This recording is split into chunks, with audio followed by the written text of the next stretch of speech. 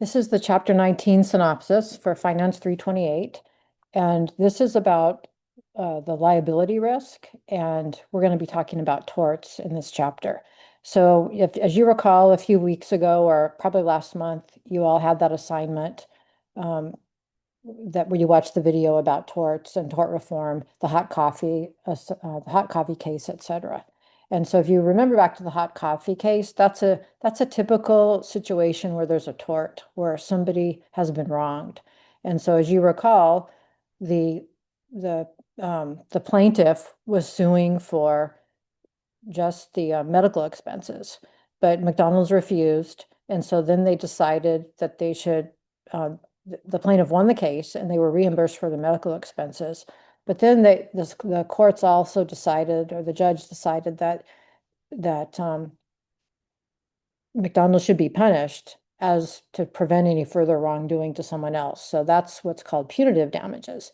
And they decided that the punitive damages were 2 days of coffee profits, and that's how it ballooned up to 4 or 5 million. And so anyway, that's your typical example of a tort. And then in the video, they went through tort reform and so forth and so on. So we're just going to go through this chapter, and then at the end of the chapter, I'm going to give you the main takeaways in this chapter, and that will keep you after reviewing this, you should be in good shape for the questions on this chapter, from this chapter on the final exam. Okay, so I'm going to skip to right here, this page. So we're going to start here. The basis of a legal liability is a legal wrong. It can be a crime, a breach of contract, or a tort. All right, so if you have a tort, there's somebody who's been wronged. The person who is injured is called the plaintiff, and can sue for damages. And torts typically fall into three categories, as you see here: intentional, whether it's intentional fraud or assault. It can be strict liability, meaning that it's imposed regardless of fault or negligence. And then you have negligence. All right, so I really want to focus on negligence. So negligence is basically when the entity has not exercised due care to protect others from harm. And if they are guilty of negligence, then they will have to pay damages. All right, so just make sure you know I'll come back to this slide here. Make sure you know what the definition of negligence is. So make sure you focus on this slide here. Then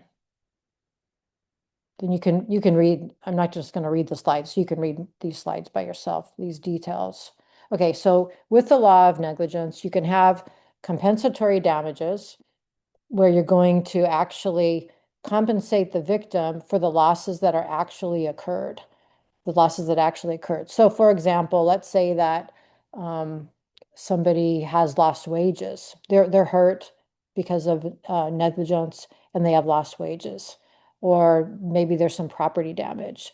Maybe they have medical expenses. So any actual expenses that have been incurred or lost because of this wrong, that's compensatory damages. Now, punitive damages, as I mentioned, are in addition to the actual cost that the people have suffered, and that is to punish that's to punish the entity that is guilty of negligence. So that's the punitive damages are above and beyond.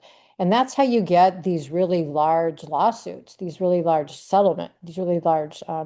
judgments rather, because it's the punitive damages. And that's why we have ended up having all this talk about tort reform and a lot of regulations about tort reform.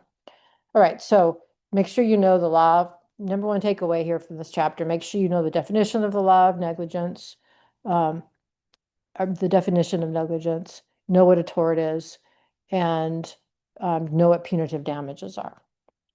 All right, so let's move on here. So here's this is describing the types of damages, right? So the compensatory damages are what they've actually incurred. So here's some losses that they've actually incurred. So here's some examples.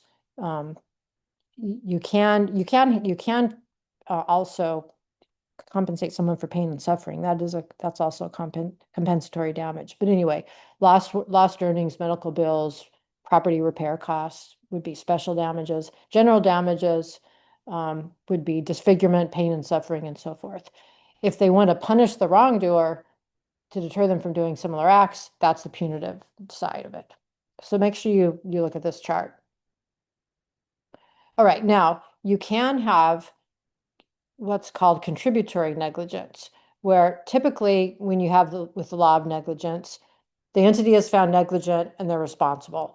But sometimes you can have a situation where, maybe some of it's, maybe the judge decides, well, some of it is the plaintiff's fault. So so that's a shared negligence situation. So maybe if the plaintiff was acting in a unsafe manner or something, that they can have this rule where they might find them partially at fault, and then that would reduce the sum that they're going to get. All right, so then I'm going to skip the rest of this stuff here.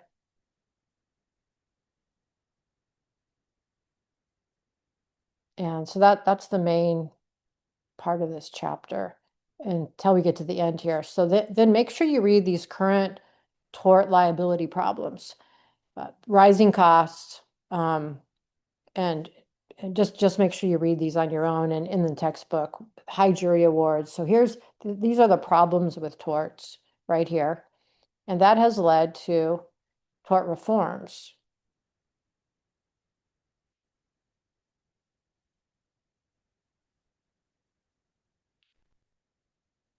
Which is, hang on a second.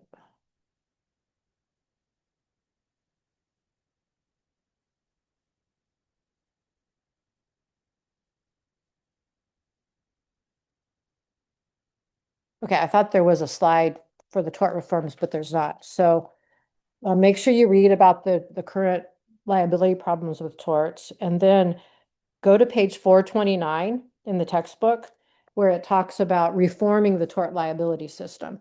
So one of the main problems with torts are the large settlements, the large judgments rather. So they're trying to limit those economic damages with these tort reforms. So when you look at the reforming the tort system on page 429, make sure you read this, but pay special attention to the first one, which is capping non-economic damages such as pain and suffering. Okay, so for example, it's a little confusing because with a tort, the damages are in the form of money. So when they say non-economic damages, it makes it seem like it's not money, but that's not true. Non-economic damages just means it's damages that you didn't personally incur. So an economic damage would be lost wages, loss of property. But a non-economic damage would be pain and suffering. So that's not something you lost monetarily, but you're getting paid for that. But it is called a non-economic damage. So make sure that you read that first section on tort reform on page 429. All right, so just to recap, main takeaways from for this chapter. Person harmed is the plaintiff.